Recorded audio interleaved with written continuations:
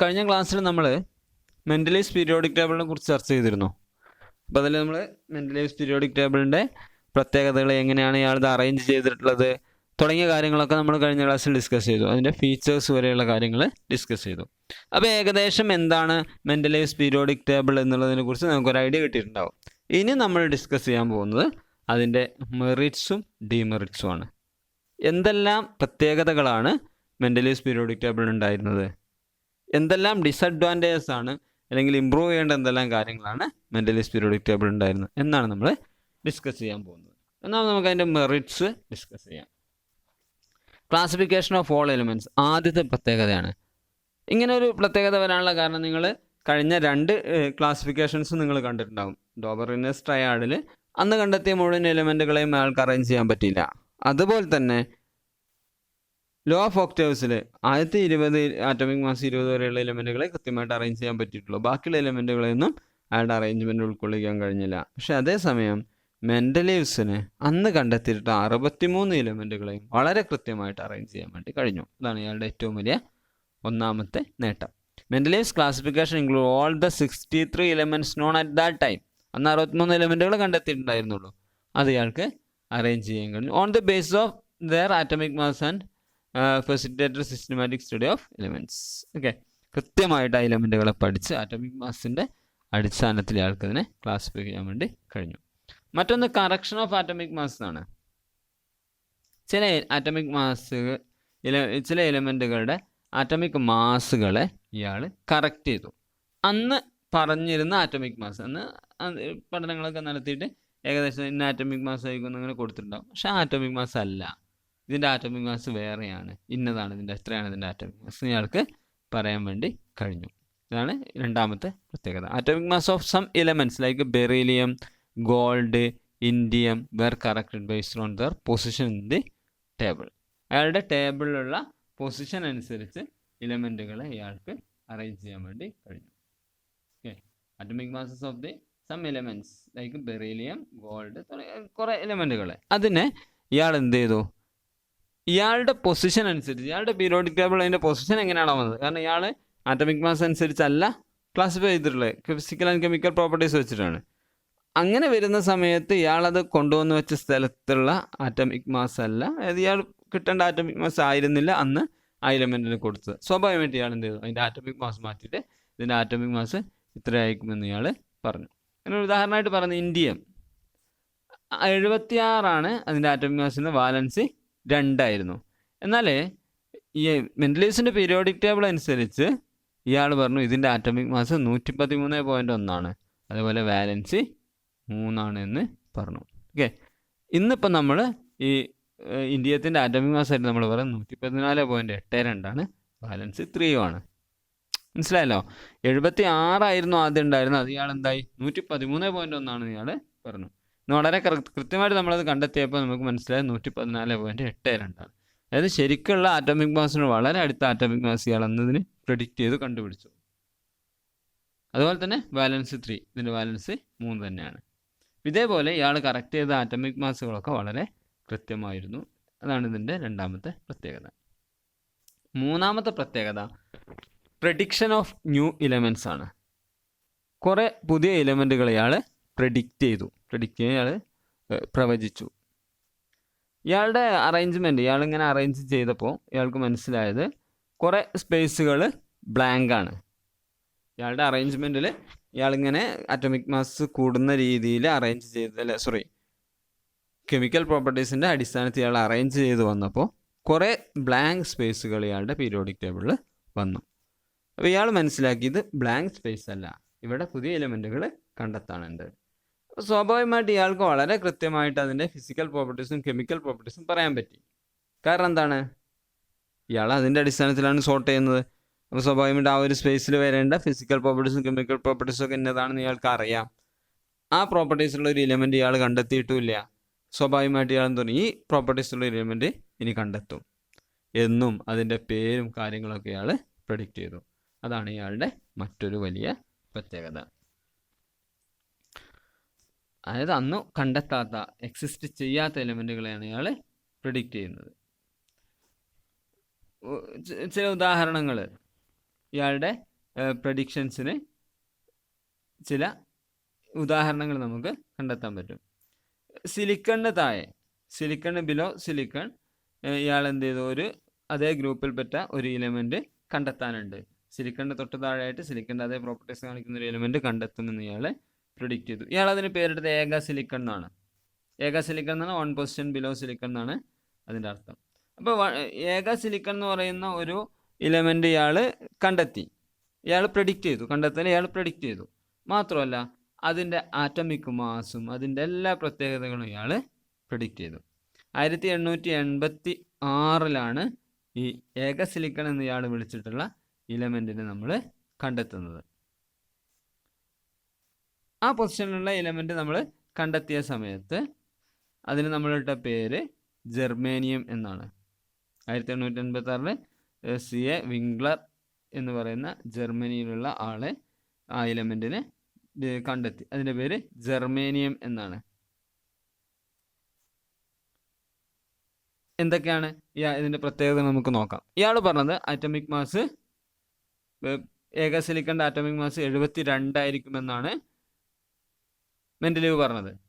ശരിക്കും ജർമ്മനിയം കണ്ടെത്തിയപ്പോൾ അതിൻ്റെ ആറ്റമിക് മാസ് എന്ന് പറഞ്ഞാൽ 72.6 ആയിരുന്നു. ഇയാൾ പറഞ്ഞ ഡെൻസിറ്റി 5.5 ആണ്. ജർമ്മനിയത്തിൻ്റെത് 5.36 ആണ്. അതിൻ്റെ മെൽറ്റിംഗ് പോയിൻ്റ് എന്ന് പറയുന്നത് ഹൈ എന്നാണ് ഇയാൾ പറഞ്ഞത്. അത് വളരെ ഹൈ ആയിരുന്നു, 1231 കെൽവിനാണ്.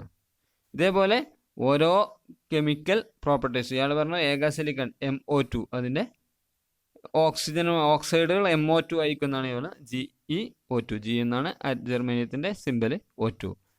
സൾഫൈഡുമായിട്ട് S2 ആണ്, MS2 GeS2. ക്ലോറിനുമായിട്ട് MCl4 ആണ്, GeCl4 ആണ് കണ്ടെത്തി. ഇതേപോലെ ഇയാളുടെ പ്രഡിക്ഷനോട് വളരെ സ്യൂട്ടബിളായ, വളരെ ആക്യുറേറ്റ് ആയ രീതിയിലാണ് പുതിയ എലിമെൻറ്റുകൾ നമ്മൾ കണ്ടെത്തിയിട്ടുള്ളത്. ഇതേപോലുള്ള ഓരോ എലിമെൻറ്റും. മറ്റൊന്നാണ് ഇയാൾ പറയുന്നത് ഏക ബോറോൺ. ഏക ബോറോൺ എന്ന് പറയുന്നത് പിന്നീട് സ്കാൻഡിയം എന്ന എലിമെൻറ്റ് നമ്മൾ കണ്ടെത്തിയപ്പോൾ ഇയാൾ പറഞ്ഞ ഏക ബോറോണിൻ്റെ എല്ലാ പ്രത്യേകതകളും സ്കാൻഡിയത്തിലുണ്ടായിരുന്നു. അതുപോലെ ഏക അലൂമിനിയം, ഗാലിയം എന്ന എലിമെൻറ്റ് നമ്മൾ കണ്ടെത്തിയപ്പോൾ ഇയാൾ ഏക അലൂമിനിയം എന്ന പേരിൽ ഇയാൾ പ്രെഡിക്റ്റ് ചെയ്ത എലിമെൻറ്റിൻ്റെ എല്ലാ പ്രത്യേകതകളും ഗാലിയത്തിനുണ്ടായിരുന്നു. അപ്പോൾ ശരിക്ക് ഈ 3 എലിമെൻറ്റുകൾ ഇയാൾ കൃത്യമായിട്ട് പ്രെഡിക്റ്റ് ചെയ്തു. ഇയാൾ പറഞ്ഞത് ഏക സിലിക്കൺ, ഏക ബോറോൺ, ഏക അലൂമിനിയം. നമ്മൾ പിന്നെ ഇത് കണ്ടെത്തിയത് ജർമേനിയം, സ്കാൻഡിയം, ഗാലിയം. ഈ 3 എലിമെൻറ്റുകളും കണ്ടെത്തിയപ്പോൾ ഇയാൾ പറഞ്ഞ എല്ലാ പ്രത്യേകതകളും ഈ 3 എലിമെൻറ്റുകളും കാണിക്കുന്നുണ്ട്. അപ്പോൾ ഇതാണ് ഇയാളുടെ മറ്റൊരു പ്രത്യേകത. മനസ്സിലായല്ലോ? അപ്പോൾ ഇനി അടുത്തൊന്ന് വാലൻസി ഓഫ് എലിമെൻ്റ് ആണ്. എലിമെൻറ്റിൻ്റെ valency. Mendeleev's classification help in understanding the valency of elements. Valency എന്നുള്ള ഒരു കൺസെപ്റ്റ് അത് മനസ്സിലാക്കാൻ വേണ്ടി ഇയാളുടെ അറേഞ്ച്മെൻറ്റ് സഹായിച്ചു എന്നുള്ളതാണ്. പക്ഷേ ഇയാളുടെ കാലത്ത് വാലൻസി എന്ന് പറയുന്ന ആ ഒരു രീതിയിലുള്ള പഠനങ്ങളൊന്നും കൃത്യമായിട്ട് നടന്നിട്ടില്ല എങ്കിൽ പോലും ഇയാളുടെ അറേഞ്ച്മെൻറ്റ് വാലൻസി അടിസ്ഥാനത്തിലാണ് വന്നത്. All the elements in group 1, lithium, hydrogen, sodium, potassium ഒക്കെ അതിൻ്റെ വാലൻസി ഒക്കെ 1 ആണ്. അതേപോലെ മറ്റൊരു ഗ്രൂപ്പിലുള്ള എലിമെൻറ്റുകൾ നമ്മളെടുത്ത് അതിൻ്റെ വാലൻസി ചിലപ്പോൾ 2 ആയിരിക്കും, അല്ലെങ്കിൽ 3 ആയിരിക്കും. മനസ്സിലായല്ലോ? അപ്പോൾ വാലൻസി അടിസ്ഥാനത്തിലുള്ള ഒരു അറേഞ്ച്മെൻറ്റ് കൃത്യമായിട്ട് ഇയാൾ നടത്തി. പക്ഷേ നമ്മൾ പറഞ്ഞു ഇയാൾ വാലൻസി അടിസ്ഥാനത്തിലല്ല ചെയ്തത്, പക്ഷേ ഇയാളുടെ അറേഞ്ച്മെൻറ്റ് കംപ്ലീറ്റ് ആയപ്പോഴേക്കും വാലൻസിയും റെഡി ആയിട്ടുണ്ട്. ക്ലിയർ ആണല്ലോ? അപ്പം ഇതാണ് മെൻഡലീവ്സിൻ്റെ മെറിറ്റ്സ്. ഒന്ന്, ക്ലാസിഫിക്കേഷൻ ഓഫ് ഓൾ എലിമെൻറ്റ്സ് എന്നുള്ള മുഴുവൻ എലിമെൻറ്റുകൾ ഇയാൾക്ക് ക്ലാസിഫൈ ചെയ്യാൻ പറ്റി. അതുപോലെ തന്നെ ആറ്റമിക് മാസുകൾ കറക്റ്റ് ചെയ്തു, പുതിയ കുറേ എലിമെൻറ്റുകൾ പ്രെഡിക്റ്റ് ചെയ്തു. അതേപോലെ വാലൻസി കൃത്യമായിട്ട് ഇയാളുടെ അറേഞ്ച്മെൻറ്റിൽ വാലൻസി കൃത്യമായിട്ട് പ്രെഡിക്റ്റ് ചെയ്യാൻ വേണ്ടി കഴിഞ്ഞു. ഇനി ചില ഡീമെറിറ്റ്സ് ഉണ്ട്. മെറിറ്റ്സ് ഉണ്ട്, അതേപോലെ തന്നെ കുറച്ച് ഡീമെറിറ്റ്സ് ഉണ്ട്. ഒന്നാമത്തെ ഡീമെറിറ്റ്സ് എന്ന് പറയുന്നത് ഹൈഡ്രജൻ്റെ പൊസിഷനാണ്. The position of hydrogen which is placed in group 1A. ശരിക്കും ഇയാൾ പ്ലേസ് ചെയ്തിട്ടുള്ളത് 1ാമത്തെ ഗ്രൂപ്പിൽ ഫസ്റ്റ് എലിമെൻ്റ് ആയിട്ടാണ് ഹൈഡ്രജൻ ഇയാൾ പ്ലേസ് ചെയ്തത്, അലോങ് വിത്ത് ആൽക്കലി മെറ്റൽസ്. പക്ഷെ അതേസമയം ഹാലജൻ ഗ്രൂപ്പുമായിട്ടും ഹൈഡ്രജൻ അതിൻ്റെ കെമിക്കൽ പ്രോപ്പർട്ടീസ് റിസംബിൾ ചെയ്യുന്നുണ്ട്. ഹൈഡ്രജൻ ഒരേ പ്രോപ്പർട്ടീസ് ആൽക്കലി മെറ്റൽസുമായിട്ടും ഹാലജൻ ഗ്രൂപ്പുമായിട്ടും കാണിക്കുന്നുണ്ട്. അപ്പോൾ ഇയാളുടെ ആൽക്കലി മെറ്റൽസിനെ ഇയാൾ പ്ലേസ് ചെയ്തത് ഗ്രൂപ്പ് 1A ഹൈഡ്രജൻ ഇയാൾ കൊടുത്ത പൊസിഷൻ അവിടെയാണ്. പക്ഷേ അതേ ഹൈഡ്രജൻ എവിടെയും കൊടുക്കാമായിരുന്നു, ഹാലജൻ ഗ്രൂപ്പിനോട് കൂടെ ഗ്രൂപ്പ് 7A കൊടുക്കാമായിരുന്നു. അപ്പോൾ ഹൈഡ്രജൻ ശരിക്കും 2 പൊസിഷനിലും സ്യൂട്ടബിൾ ആണ്, ഫിറ്റാണ്. പക്ഷേ ഇയാൾ കൊടുത്തത് ഫസ്റ്റാണ്. മനസ്സിലായല്ലോ? പക്ഷേ ആറ്റോമിക് മാസ് അനുസരിച്ചാണെങ്കിൽ ഓക്കെ ആണ്. പക്ഷേ ഇയാൾ കെമിക്കൽ പ്രോപ്പർട്ടീസ് അനുസരിച്ച് അത് കൊടുക്കുന്ന സമയത്ത് അതിന് ചെറിയൊരു പ്രശ്നം വന്നു. ഇതാണ് ഒന്നാമത്തെ ഇയാളുടെ ഡ്രോബാക്ക്. രണ്ടാമത്തെ ഐസോട്ടോപ്പിൻ്റെ പൊസിഷനാണ്. എന്താണ് ഐസോട്ടോപ്പ് എന്ന് പറഞ്ഞാൽ? നമ്മൾ മുമ്പ് പഠിച്ച സാധനമാണ്. എന്താണ് ഐസോട്ടോപ്പ്? ഐസോട്ടോപ്പ് എന്ന് പറഞ്ഞാൽ element have different atomic masses. Okay, ഒരേ എലിമെൻ്റ് ആയിരിക്കും, പക്ഷേ ആറ്റോമിക് മാസ് വ്യത്യസ്തമാണ്. ആറ്റോമിക് നമ്പർ എന്ന് പറയുന്ന കൺസെപ്റ്റ് ഒന്നുമില്ല. നമ്മൾ പറഞ്ഞ സെയിം ആറ്റോമിക് നമ്പറും ഡിഫറെൻറ്റ് ആറ്റോമിക് മാസുമാണ്. അപ്പോൾ വ്യത്യസ്ത ആറ്റോമിക് മാസാണ്.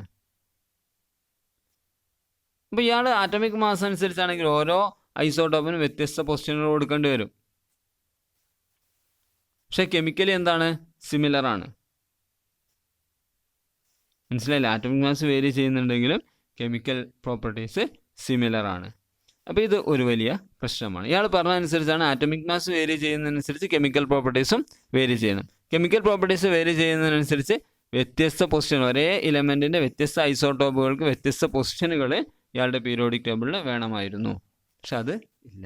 ഉദാഹരണത്തിന് കാർബണിന് 2 ഐസോട്ടോപ്പുകളുണ്ട്, carbon 12 carbon 14. Mendeleev periodic table അനുസരിച്ചാണെങ്കിൽ കാർബൺ 12 ഒരു പൊസിഷൻ വേണം, കാർബൺ 14 വേറൊരു പൊസിഷൻ വേണം.